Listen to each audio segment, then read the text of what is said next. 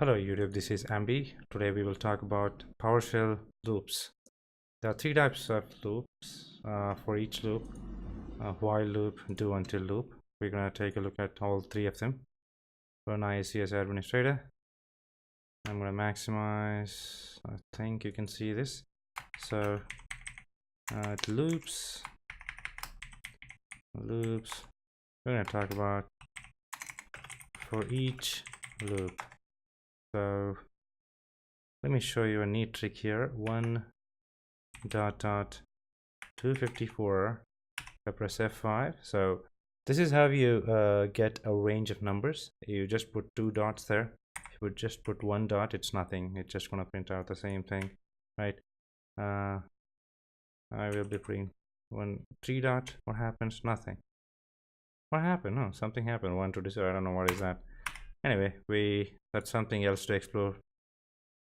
So I'm going to call this a range. Let's say you are in an environment and you have to get some IP addresses. So what I will do is for each number in range, I will do some activity here, and that is on 192.1.1. Number. Okay, as you can see, it's giving me a red signal, missing property name after reference. So I will make it as, put it in double quotes. That should do it. So now you have a range of IP address from 1 to 254, right? This is how we get a range of IP address. Can we make it shorter? Of course we can. Let's see what happens. So I will say range, put a pipe here for each object.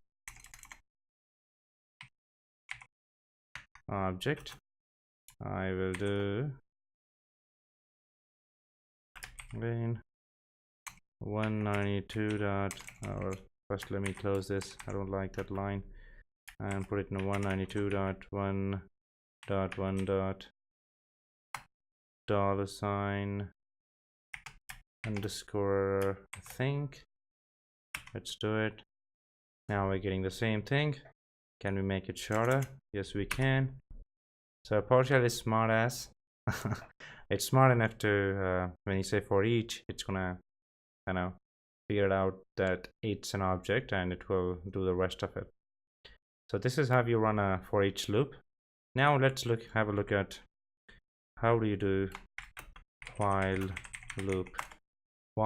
So let's see what the heck is a while loop. Let's say we're gonna define integer n equals 0, and let's say do something while n is less than 10. We will say we're gonna print out, let's say, but as you can see, just printing that out, it's an infinite loop. We don't want to end up doing that. We're gonna stop that process, and I will say n equals n plus 1. So every time this loop runs, I'm going to increase the value of n to 1. So what that will do is it will, once it reaches 10, once the $n or the variable n is no more less than 10, it will stop. F5, so 0 to 9, it printed 9, and after 9 n is no more less than 10, so it stopped there. Can we make it shorter? So just say n plus plus, and that's what we have. Until loop is kind of what do you say, opposite of this. Until loop, so let's see what happens. So it only printed 0. Let me clear this stuff out for you. It only printed 0. As I said, it's less, kind of opposite of that. So 0 to 1 2 3 4 5 6 7, but it printed 10 as well. So that's the difference here, major difference. when you say while loop, it prints till that number, whereas here it prints including that number, right?